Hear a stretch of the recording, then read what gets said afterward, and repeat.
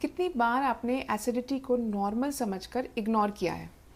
हर दूसरे दिन एंटासिड लेना, खट्टी डकार आना या फिर चेस्ट में जलन होना, अगर ये बार बार हो रहा है तो सिर्फ एसिडिटी नहीं, ये आपके बॉडी का एक वार्निंग सिग्नल भी हो सकता है। सबसे पहले एक मिथ तोड़ते हैं, एसिडिटी लाइफ का एक नॉर्मल पार्ट नहीं है। कभी कभी स्पाइसी फूड या ओवर ईटिंग के बाद थोड़ा हार्टबर्न हो जाए, जलन हो जाए तो वो ठीक है, लेकिन अगर हफ्ते में 2 से ज़्यादा बार आपको एसिडिटी हो रही है तो हो सकता है कि आपको GERD यानी गैस्ट्रो ईसोफेजियल रिफ्लक्स डिजीज़ हो।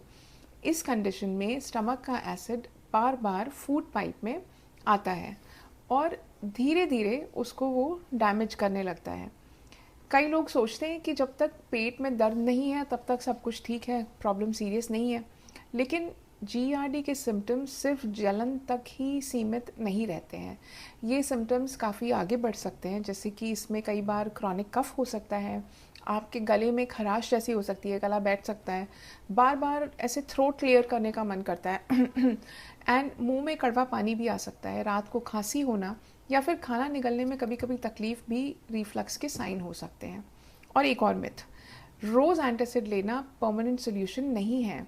एंटासिड्स टेम्पररी रिलीफ देते हैं, खाली सिम्टम्स को कंट्रोल करते हैं, लेकिन अगर यही सिम्टम्स बार बार आ रहे हो तो उसका असली कॉज ढूंढना बहुत ज़रूरी है।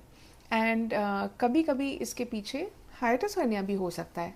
तो लाइफस्टाइल चेंजेस जैसे कि वज़न कम करना, बहुत देर रात में खाना अवॉइड करना, खाना खाने के तुरंत बाद लेटना या फिर स्मोकिंग छोड़ना बहुत सारे पेशेंट्स में सिम्टम्स को बेहतर करता है।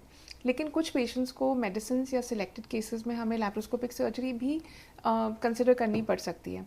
तो अगर एसिडिटी के साथ वेट लॉस या फिर खून की उल्टी हो रही है या स्टूल्स काले रंग के हो रहे हैं या आपका हीमोग्लोबिन ड्रॉप हो रहा है या खाना निगलने में बार बार आपको तकलीफ़ हो रही है, तो इसे प्लीज़ इग्नोर मत कीजिए। ये वार्निंग साइंस है और तुरंत एवेल्युएशन की ज़रूरत होती है। अगर आपको भी हफ्ते में 2 या उससे ज़्यादा बार एसिडिटी होती है तो कमेंट्स में लिखिए एसिडिटी, ACIDITY। और डाइजेस्टिव हेल्थ और लैप्रोस्कोपिक सर्जरी के बारे में अगर आपको एविडेंस बेस्ड इंफॉर्मेशन चाहिए तो प्लीज़ मुझे फॉलो करना मत भूलिए। Thank you.